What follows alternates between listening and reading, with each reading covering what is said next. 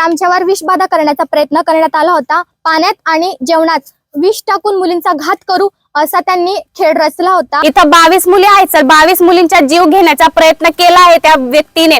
बापरे, त्या केकामध्ये जात टाकून द्या ना जहर। बापरे, त्या केकामध्ये जात टाकून द्या ना जहर। बापरे, त्या केकामध्ये जात टाकून द्या ना जहर। महाराष्ट्र 39 न्यूज नेटवर्क, सत्य बातमी, ठाम भूमिका। नंदुरबारमध्ये खळबळ। शासकीय वसतिगृहातील 22 विद्यार्थिनींना विष प्रयोगाचा कथित कट। ऑडिओ क्लिप व्हायरल, संतप्त विद्यार्थिनींचे आंदोलन। अन्न आणि पिण्याच्या पाण्यात विष मिसळण्याचा आरोप, दोषींवर कठोर कारवाईची मागणी, प्रशासनावर निष्क्रियतेचा ठपका।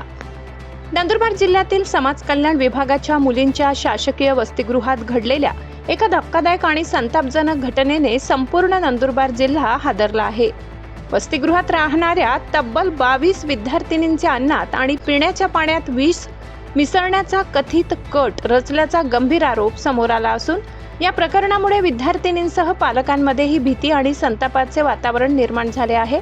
या प्रकरणाला आणखी गंभीर वळण मिळाले ते 2 महिला कर्मचाऱ्यांमधील कथित संभाषणाच्या ऑडिओ क्लिपमुळे। या ऑडिओमध्ये विद्यार्थिनींच्या अन्नात आणि पाण्यात विष मिसळण्याबाबत चर्चा होत असल्याचा दावा केला जात आहे। ही ऑडिओ क्लिप सोशल मीडियावर व्हायरल होताच जिल्हाभरात एकच खळबळ उडाली।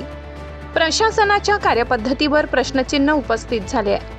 घटनेची माहिती समोर आल्यानंतर वसतिगृहातील विद्यार्थिनींनी आणि अखिल भारतीय विद्यार्थी परिषदेसह विविध विद्यार्थी संघटनांनी संतप्त प्रतिक्रिया व्यक्त करत वसतिगृहाबाहेर आंदोलन छेडले। दोषी महिला कर्मचाऱ्यांवर तात्काळ कारवाई करावी, त्यांना निलंबित करून त्यांच्यावर फौजदारी गुन्हे दाखल करावेत अशी जोरदार मागणी आंदोलकांनी केली आहे।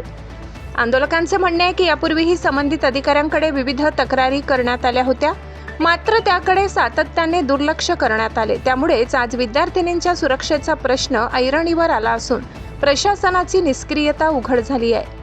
विद्यार्थिनींच्या जीवाशी खेळणाऱ्यांना कोणतीही दया दाखवू नये।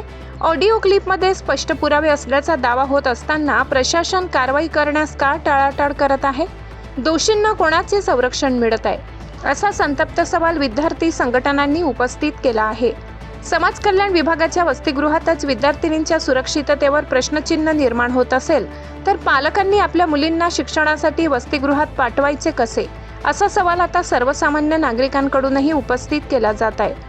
दरम्यान या संपूर्ण प्रकरणाची सखोल चौकशी करून दोषींवर कठोर आणि तातडीची कारवाई करण्यात यावी, अन्यथा आंदोलन संपूर्ण जिल्ह्यात तीव्र करण्यात येईल असा इशारा विद्यार्थी परिषदेसह आंदोलकांनी प्रशासनाला दिला आहे। Bureau report, Maharashtra 39 news network, Nandurbar.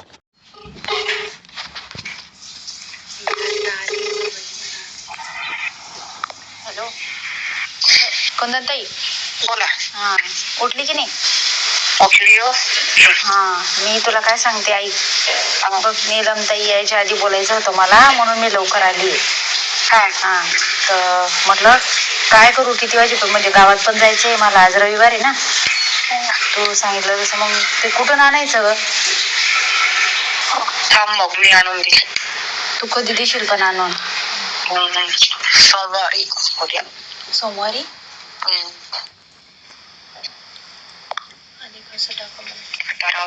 नाही ग, ए बघ आता मला 2 दिवस तुला मी बोलली होती मला आराम करायचा आहे, मग तू बोलली मला आज टाक, तर मग आज झालं असतं ना माझं, मी जाऊन आली असती ना। परत तुमच्याच वरती नाव येईल काही। तिचा आज बर्थडे आहे ना, कशी साडी नेसून आली, एखादी हिरोईनच आहे। अगं मी काय सांगते तुला, ऐक, आज सेलिब्रेट करणार आहेत मुली। मुलीचा? हा, मग केक आणलाय त्यांनी, सेलिब्रेट करणार आहेत। बापरे, त्या केकामध्ये जात टाकून द्या ना जहर। अगं आहे का तुमच्याकडे? मानसी आणि सविता या दोघींनी आणलाय तो केक, मग त्या माहित नाही का तुला? हा, आणि तू मला बोलली निरमा पावडरचे फोटो टाकते, ते सुद्धा टाकले नाही तू मला। नाही, त्याचं असं झालं की ते आता लोकला त्यांच्या निर्जने लोक आणून दिलं, मग त्या रूम मध्ये कोणाला जाता येणार नाही आता। नाही का? नाही, तो विषय जाऊ दे।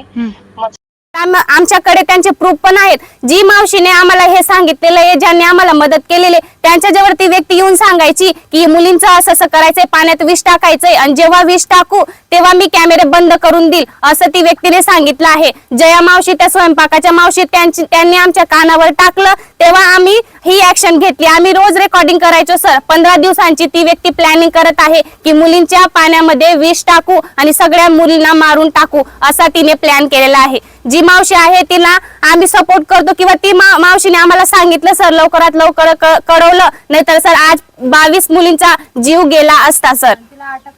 कुंदन पावराला अटक लवकरात लवकर करायलाच पाहिजे सर. आणि आम्हाला लेखी पाहिजे. आमच्या जीवाचं जर जास्त कमी झालं तर याला जबाबदार कोण राहील? आम्हाला या गोष्टीची लेखी पाहिजे सर. कारण की रात्री ड्युटीला किंवा कॉलेजला बाकी मुली एकट्या जातात सर. जे नर्सिंगचे स्टुडंट ते सुद्धा एकटे येतात. इने अर्ध्या रस्त्यात सर जर काय केलं तर याला जबाबदार कोण राहील? आम्हाला ही गोष्टीची लेखी पाहिजे सर. आणि ती व्यक्तीला तात्काळ अटक करायला पाहिजे.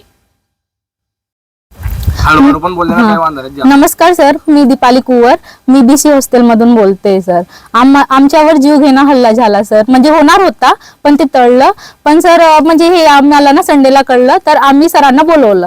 सरांना सगळं सांगितलं. सरांकडनं आम्ही लेखी मागितली पण आम्हाला अजूनपर्यंत काहीच हे भेटलेलं नाही. आम्हाला न्यायच भेटलेला नाही अजून.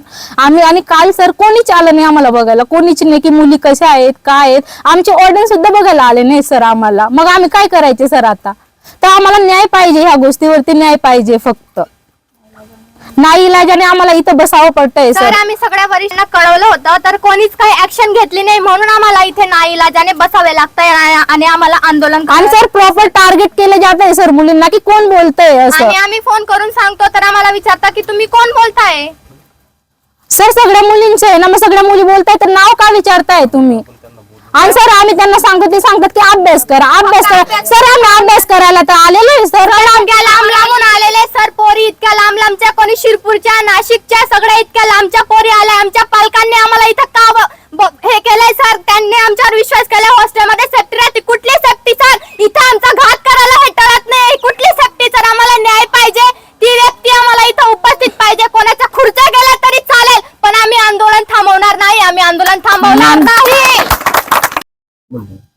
नमस्कार सर, आम्ही गव्हर्नमेंट हॉस्टेल वरून आहेत नंदुरबारच्या समाज कल्याणच्या.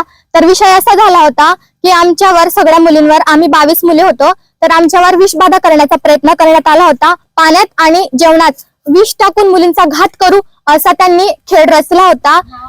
तर त्या व्यक्तीचं नाव आहे कुंदन पावरा.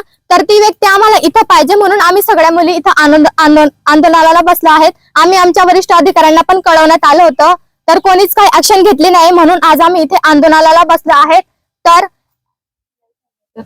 तर तिला इथं हजर करा. आम्हाला ती व्यक्ती पाहिजे. आम्हाला त्या व्यक्तीकडनं जाणून घ्यायचंय की तिने असं का केलेलं आहे. आम्ही सगळ्या लांब लांबून इथे शिकायला येतो आणि आमचा इथे घात करायला ती व्यक्ती इथं उपस्थित होती. तर सर आता आम्ही कुठे बाहेर पण गेलो रस्त्यात सर आम्ही 1.5 किलोमीटर एकटं चालतो. रस्ता पूर्ण सुनसान असतो. जर रस्त्यात आमच्यासोबत जर काही झालं तर त्याची जबाबदारी कोण घेणार? तर आम्ही त्याची लेखी पण मागली होती तर ती लेखी सुद्धा आम्हाला भेटलेली नाहीये सर. तर आम्हाला त्या व्यक्तीला इथं हजर करा आणि आम्हाला न्याय करा. आम्हाला न्याय पाहिजे आणि ती व्यक्ती आम्हाला इथं हजर पाहिजे सर. अटक